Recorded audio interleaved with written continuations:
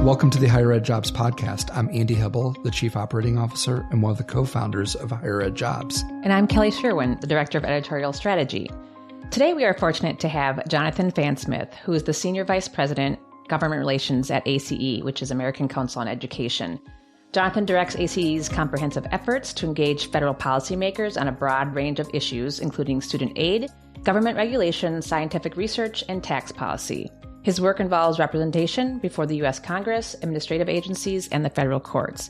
Fansmith plays a central part in developing public policy positions that impact all colleges and universities, furthering ACE's historic role in coordinating the government relations efforts of approximately 60 associations in the Washington-based higher education community. Thanks, John, for joining us today. Yeah, Kelly, Andy, thank you so much for having me on. I'm very happy to be here. Looking forward to the conversation. Good. So are we. So let's dive in with the first question here. So we know everyone is busy. We're all stretched with different commitments, time, energy, bandwidth. But with all this going on, why should people in higher ed be concerned about education policy? Why should people care about the thing I spend my entire life working on right now? I mean, I might have a few answers, but no, seriously, I actually really get it. I talk to a lot of people outside of DC all the time too. And it is a really tough time to get people concerned and interested in what their federal government's doing because we're in a really kind of ugly political climate. It's very partisan. It's very bitter. It is those things in ways that we've seen this over time, but it's really gotten, I think, worse for especially people who work in this all the time, I've noticed. So you can say, you look at what's happening in Washington. I get why people look at that and say, I don't want to deal. I have enough stress. I have so many other obligations. Why would I devote time to this? But why it matters, why, I care about it, why the people I work with care so much about and work on it, is it really does impact the day-to-day existence of colleges and universities. And especially if you work on a college or university and you work on a campus, you're probably surprised how much federal policy impacts your day-to-day. It really does change things like how much staff are getting paid or how much they will get paid, what kinds of training or what legal responsibilities you have within your institution, how they're staffed to address requirements from the federal government. We saw the Supreme Court recently change fundamentally the way we do student admissions and what can be considered in that role, particularly scientific research, a big component of what our institutions do. The federal government pours a lot of money into that, but they also dictate what they want research, the terms on which they want it research, where they're prioritizing different types of research. So every day, the federal government is impacting what a college or university is doing, and particularly an individual's role. So it doesn't really matter what institution you work at or what area of the institution you work in. This is stuff that impacts you. And, I should say part of your question too is how can people keep up with this? Again, it's hard. I just talked about a huge range of issues. People who aren't familiar with federal policy, who might not be familiar with tax policy or all these other areas of policy, it can seem very daunting to try and get engaged, to try and even follow it. There's a bunch of different things I would suggest. And I'll say at AC, I had a team that has 11 people working full-time on these issues. And even with people who live and breathe this stuff, who work full-time, this is their job, this is their responsibility. It's hard for us to keep on top of every single thing every day. There's constantly things happening. But there are things an individual can do that I think, especially if you're looking for that kind of information about what does this mean to me on my campus, I would suggest first and foremost, there are podcasts like yours. I'll also plug my podcast, which is .edu at ACE, that are industry specific and give overviews of higher ed, the trends and impacts within higher ed that are obviously worth following if these are your areas. But we also have other things, and I really recommend for your listeners, there are a lot of associations that are very specific to individual roles on campuses. And, the joke in DC is you probably, no matter who you are or what you do, you probably have at least one person or organization lobbying on your behalf. You might have two or three. In higher ed, that's definitely true. There are associations like mine that represent the entire institutions, but there's a lot of institutions that represent segments of the campus community, business officers or IT professionals or student financial aid administrators or HR personnel. Those organizations are a great place, depending on what your role is on a campus, to get information that's tailored to what is happening in Congress, what's happening in the administration, what does the new regulation mean in your specific line of work? What is the federal government saying you need to do differently or you need to start doing? They're a really great source of information. They'll make most of the resources available for free. They offer professional training, conferences. Highly recommend you reach out and find sort of who's out there representing you and what they have to offer. And then finally, there's a lot of media. We're really lucky in higher ed to have two great sort of full-time higher education media sources with the Chronicle of Higher Education and Inside Higher Ed. They do a very good job of keeping track of what's happening on campuses, but also, and especially Inside Higher Ed, what's happening in Washington and how that translates to the campus space. And then, of course, there's lots of politics-focused materials, Politico, The Hill, Roll Call, that let you kind of quickly scan what's going on in Washington. And, Washington Post, New York Times, places like that might give you some of that bigger overview. But really, I would say the associations do a great job of sort of tailoring content in a way that's accessible, that's at the level of what their members are looking for, more detailed on the things specific to them and more general on the broader trends. Worth definitely checking out. I think that's fantastic advice. We like to encourage our listeners and our readers to always, reach out to their association. So thank you for bringing that up. So I want to mention that I was able to tune into your webinar yesterday, and there were some issues that you discussed. So my next question kind of goes into one of the topics that was discussed yesterday. So as you just mentioned a few minutes ago, the government obviously has a lot of say in different policies. So one big thing that's going to affect a lot of campuses is the federal work study and the SEOG. Could you just talk a little bit about that? Yeah, and thanks for bringing that up too, because this is something we're really worried about. And I think people probably aren't paying as much attention to as they maybe should be. And it's part of this bigger issue that we're going on, which frankly, if you are not even directly following what's happening in Washington, you're aware of, which is we are having a huge problem in DC right now, figuring out how we're going to fund the government when the fiscal year starts on October 1st. And there's a lot of this that is business as usual in DC. There's arguments between Democrats and Republicans. There's arguments between the House and the Senate. There's disagreements between the president and the Congress. All that's relatively normal. But we also have a dispute among just Republicans in the House that's really making it hard to figure out how we're going to fund the government. If we don't fund the government, we have a shutdown. And, the impact of a shutdown in the short term for higher ed is not that meaningful. Most of the functions that the federal government does that institutions care about, grant funding will go out on schedule, institutional financial aid will go out. Really, if a shutdown lasts the way most of them last, which is a week or 2 weeks, not a huge period of time, you won't really notice it on your campus. If they start to get longer, and the longest one we've had was about 34 days, if they start to get into a longer stretch, what you'll begin to see is that some of those grants then will stop going out if they fall within that period. Some of the research instructions, proposals won't be taken. There will be delays in your interactions with the federal government if you're looking for advice or trying to understand if you're complying with law. So we begin to worry about this when it starts to get a little bit longer term. But again, there's very little we can do about a shutdown. You talked about federal work study and the supplemental educational opportunity grants. Part of this dispute among Republicans in the House that I mentioned is how deep do you cut? There was an agreement on this big deal with Joe Biden about raising the debt ceiling. They sort of said, we're going to fund the government at this level. That was too much for a lot of Republicans in the House. And so what they were looking to do is make bigger cuts, about $160 billion more in cutting funding for government programs. Two of the things they proposed to get rid of were federal work study and supplemental educational opportunity grants. The reason we're really concerned about this is these are two big programs. Together, they're about $2 billion in funding that goes directly to student aid. They're also student aid that doesn't have to be repaid. So unlike loans, we've certainly heard a lot about affordability, about the student loan crisis. These are programs that actually allow students to afford college without having to repay anything when they leave. So we think this is absolutely the wrong place to be cutting from. But it's a reflection of when you have these big disagreements and people are looking to really, slash funding overall, these are the kind of things that get tossed aside, even if this is short-term gain, long-term cost.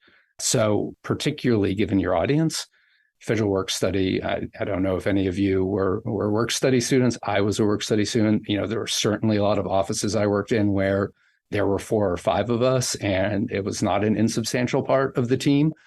So there were things that could be done simply because they had access to that workforce through that program. That goes away. That's going to create staffing needs on campuses. It's going to require reassigning duties.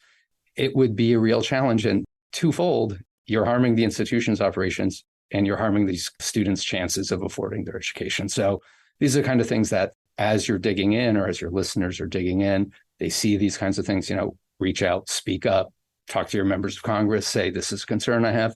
People think there's nothing I can do. They actually do really listen to their constituents when they reach out. they track that. So making your voice heard may not see an immediate impact, but it matters. And the more people can do, the more we'll see these policies sort of held back. I'd actually also reinforce that with combining a previous topic we just talked about.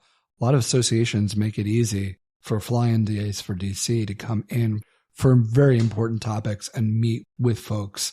A lot of that's happening virtually nowadays as well. Check your association that your profession really works closely with. And I think there's a lot of great opportunities there. Also, it kind of struck me, we're recording this and most likely this is not going to play before October 1st.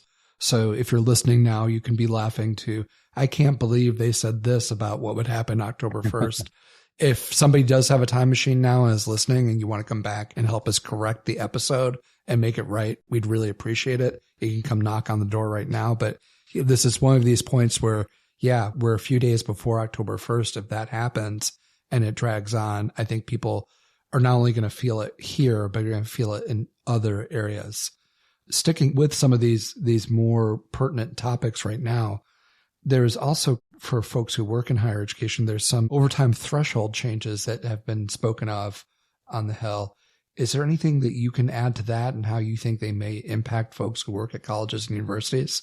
Yeah, and thanks for raising this, Andy, too, because I think certainly this is getting a lot of attention and it's outside of higher ed as well, because it's a rule change that's being proposed by the Department of Labor and it impacts all employers, right? This is not unique to higher education, but it's worth talking and looking forward to having this conversation, talking about how we are different and how the impact of this rule will impact us differently than other employers, in part because what we do on college campuses is such an incredibly diverse range of professions, some of which translate easily to other industries, many of which are very unique to higher education.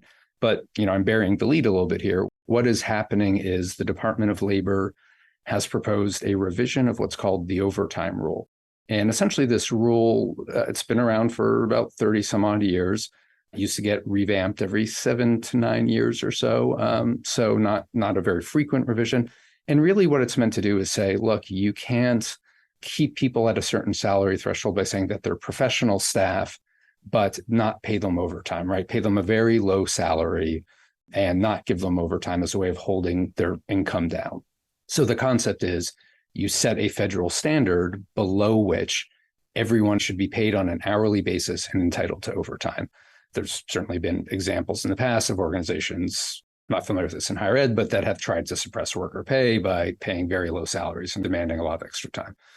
We have some concerns about what the proposal is. And just in short, a little quick history. In 2016, the Obama administration proposed raising the level from $24,000 to about $47,000 a year as that threshold. A federal court overturned it the next year and said they exceeded their authority. In 2019, the Trump administration said, well, we're not going to go to $47,000, but we will bring it up to roughly $35,000. That's where we are right now. The Biden administration, they've been considering this for a couple of years. We've been expecting this rule for a while. They just put it out. And what they said is we're moving that threshold from $35,000 to $55,000. That's a 55% increase. Pause for a moment. As you and your listeners are thinking about this, think about how staff on campuses are paid, what that means. If you have people at or below $55,000, now needs to be considered an hourly employee. Now you need to budget for the provision of overtime when they work beyond 40 hours a week or 35 hours a week. This is going to fundamentally reshape how you look at your staffing, right? There will be certain positions that you likely will want to promote above that level so that they're exempt from the overtime considerations. There'll be other positions that are below that level that you'll say, I can't afford overtime for that. So we need to shift responsibilities. We need to shift people into different areas. You'll look at things like professional development, other areas that fall under their work time and say, this may not be affordable, or I may not have a pathway forward given these restrictions. So there will be a huge impact on this. And we think particularly about people on the campus like student personnel administrators, admissions officers, folks who tend to, frankly, not be always the highest paid employees of an institution, but give a lot to those institutions and generally are very early career positions as well. So this will be a big deal. There's a few things about this rule. It doesn't apply to everyone. And in fact, probably the biggest thing to know about it is the Department of Labor has always had what's called a teacher exemption. This applies to K-12, but it also applies to higher education. essentially means if the primary role is as an educator, the bulk of your job duties is as an educator, this doesn't apply to you. So full-time faculty, adjunct instructors, even coaches who the bulk of their time is spent instructing athletes in their work. So there's a big contingency of people on the campus it doesn't apply to, but particularly across the administrative and professional ranks on a campus, it absolutely would apply. They're thinking about this rule. The way the process works, the Department of Labor put out a proposal. They put that out a couple of weeks ago. Now they're listening to comments from the public. There's a formal process you can file online with the Department of Labor, what your thoughts are. ACE does this as part of a group of higher ed associations here in DC. We're talking to them. We're talking to our campuses. We're gathering information. We're going to file comments. The deadline is November 7th, I think, but people might want to confirm that if they're planning to file any comments. I would just say you can support the policy. You can support this. You can have concerns about it. But what you should do is look at your campus and what this might mean. And it is, again, much like letting your congressman or your representatives know how you feel about cuts or other things, letting the Department of Labor know in formal comments how this will impact you. It really does shift the needle. They have to consider these things. They take it into account. That direct information from a campus means something to them. It informs what is a blanket policy, and it allows for them to maybe make adjustments, to make exceptions, to think about tweaks that can help translate this. The biggest thing I would say in terms of comments, this administration is saying when this rule goes into effect, 60 days. You have to make those changes within 60 days. I don't know about you, but at our organization, 60 days would be an incredibly rapid period of time to reevaluate all of our staffing structure, all of our compensation issues, and adjust that. And we're far, far smaller than a lot of colleges and universities. So, when you're talking, in some cases, tens of thousands of employees who will be subject to this, 60 days is just not a reasonable time frame. So hopefully that's not too much detail on this rule, but it really is going to be tremendously impactful and something that, again, maybe gets buried in a lot of the noise that comes out of Washington. But for everybody working on a campus, this is likely to have an impact on what your day-to-day is. And just to be clear here, this isn't something that's percolating in Congress and we need Congress to get their act together to pass. This is an administrative agency that's changing an administrative rule, and you're going to have 60 days to either comply or not be in compliance. Yes, that's exactly right. You do not need the House and the Senate to vote on this. You do not need the president to sign this. This is it's a change in an existing requirement, change in a regulation that federal agency, the Department of Labor, has sole authority over. So really the only way changes to their proposal get made is if they hear about the problems it will cause. And, we're doing our best to highlight the problems where we see them, but the more people making that clear to them, better the likelihood of seeing the changes we'd want to see put to place. This doesn't necessarily have to go in there, but I'm laughing because nothing happens in 60 days on campus. I mean, you can't even order lunch in 60 days. You can't. Yeah. Right. Try to plan a meeting in 60 days. Yeah, exactly. Change your parking space. That's at least 90 days. Yeah. I'm sure there's very nimble campuses out there, but in terms of revising your entire employment structure, 60 days is an absurd time frame. Yeah. So, John, I know we talked about the federal work study and we obviously just went over the overtime threshold changes. Are there other policies on your radar that our listeners should be aware of? Probably the other big one. And this is great. Like, you're letting me sort of hit my top three. And there are, I think, three things that I spend a lot of time, and my team spends a lot of time working on. I spend a lot of time thinking about, because they're huge problems. And the federal funding is one, in some ways it's hard to wrestle with it because it's so massive in scope and the debates are so specific to the way Congress relates to each other. The overtime rule has that immediacy of the impact. The other one, though, is mental health. And I don't think I need to explain to people that mental health on campuses is an area of incredible need. And it's really a tremendous mismatch with what the federal government is doing. Before the pandemic started, we would survey our members. Our members are college presidents. We would serve them and say, what are you most concerned about? And overwhelmingly, not even remotely close, mental health of students and mental health of staff were consistently number one and number two, and 30 to 40 points above number three and number four. That was before the pandemic. The pandemic just turbocharged the problems in this area. And what we've seen is campuses are overwhelmed both by the demand for these services, the severity of the issues that they're dealing with, and the lack of resources that are available, because everybody's experiencing the same thing. Everyone's competing for the same resources. It's really hard to staff these positions. It's really hard to find and retain and train people in these positions.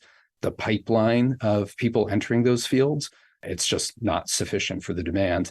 And the federal government does very, very little in this space to help schools. They have one small program at the Department of Health and Human Services that gives competitive grants to institutions to implement programs.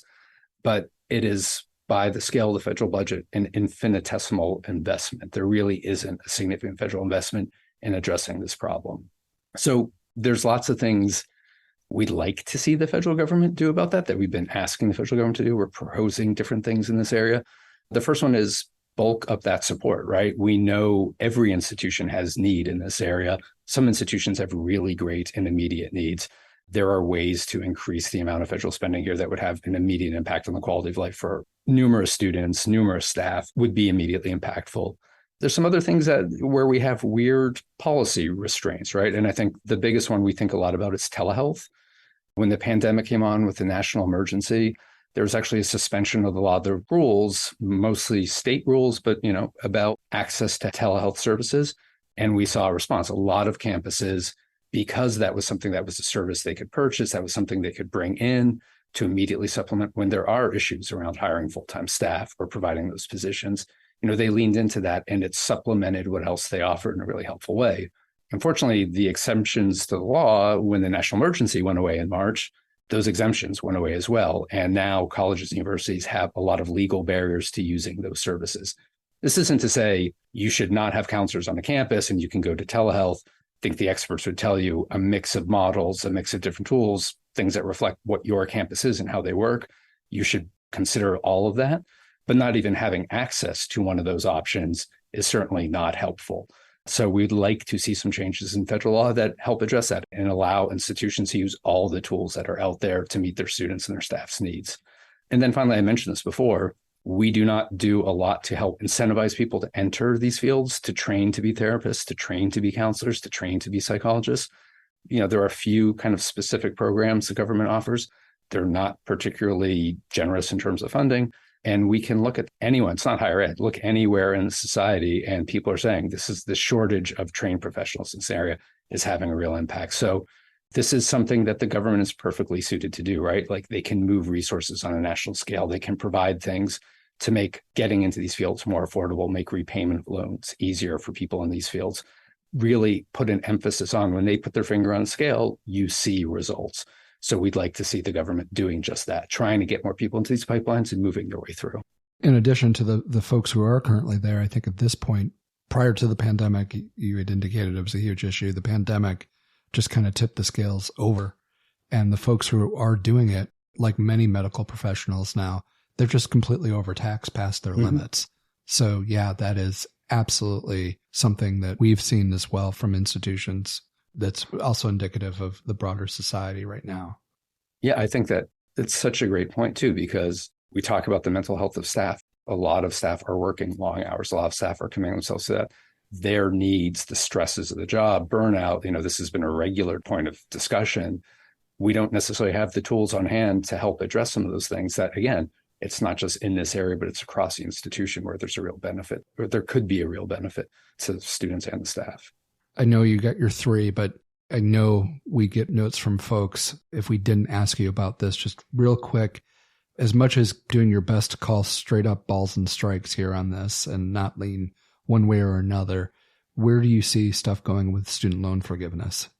I think if you spend a lot of time looking at this, it's become pretty clear that the Supreme Court really had the final say. The administration is going to take another crack at this and try to put a student loan forgiveness plan into effect. They're doing it by regulation, which is kind of an interesting approach. They're going to actually, in the next month or so, announce a group of negotiators. Sort of a complicated process. We don't have to go into it, but part of the way the Department of Education at least develops regulations is first they bring in a bunch of stakeholders and they talk about the issue and they develop a proposal. They're going to have those negotiators representing different stakeholder groups come in. That is great. It's great to have this exercise. It's great to involve stakeholders. But the Supreme Court decision, if you read it, was pretty definitive.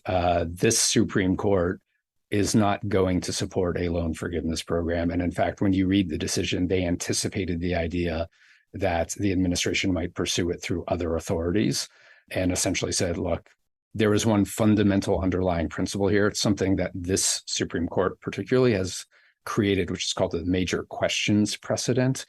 Not to bore people, but major questions precedent essentially says, if the federal government, the administrative agencies, the president's administration, does something that's so big in scale or so impactful that it has to be beyond what Congress wanted them to do when they created the law, then it's unconstitutional. And that's what they said about loan forgiveness. They said, look, you can't just as an administration declare you're forgiving $400 billion in loans. That's not what Congress intended when they gave you this authority to modify loans.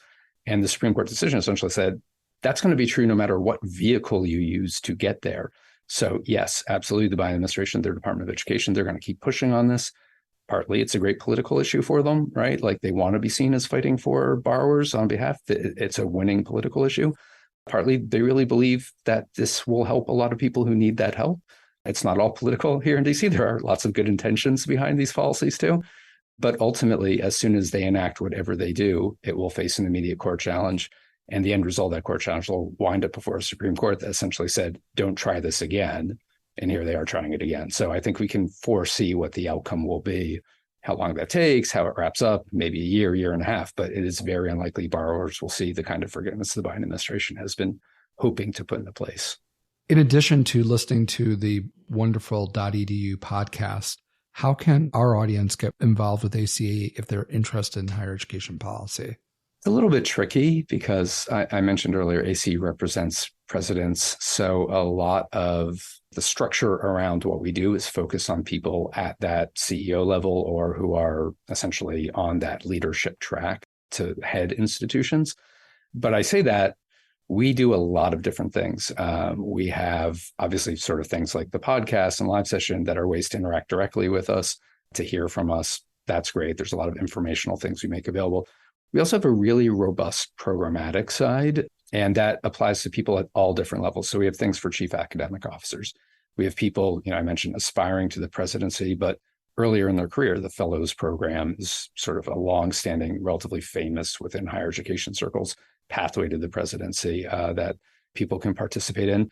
And then there's other things around leadership development, around international education, around things like credit for prior learning or areas of policy or research where there's institutional practice, where we're looking to examine that. We're always looking for ways to engage with institutions, learn more about what work they might be doing, use ways to amplify good examples. I'd say first, give us a quick scan, see if there's something out there that interests you.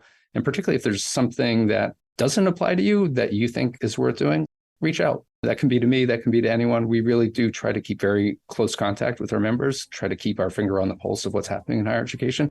But there's gaps, right? We hear things, we see where we've had a little bit of a blind spot and we can address that. So just easiest way to do it, reach out. But first, look and see if we've already got something that covers your needs. Thank you so much, John. Thanks, John. It was so nice talking to you today.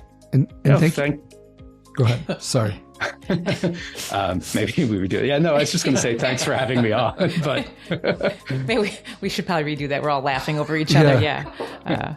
I was just going to, on a side note, say that we are fans of the Fellows Program. We actually just did a piece a couple of weeks ago, interviewed some previous fellows. So it is a great program. So again, thank you so much for being here today. We really enjoyed the conversation. Thanks so much for having me on. I really enjoyed the conversation. Look forward to following more episodes. Go back and check out that Fellows episode too. So great talking with you both. Thank you all for listening. If you have questions for us or thoughts about this episode, please feel free to email us at podcast@higheredjobs.com or tweet us at HigherEdJobs. Thanks for listening.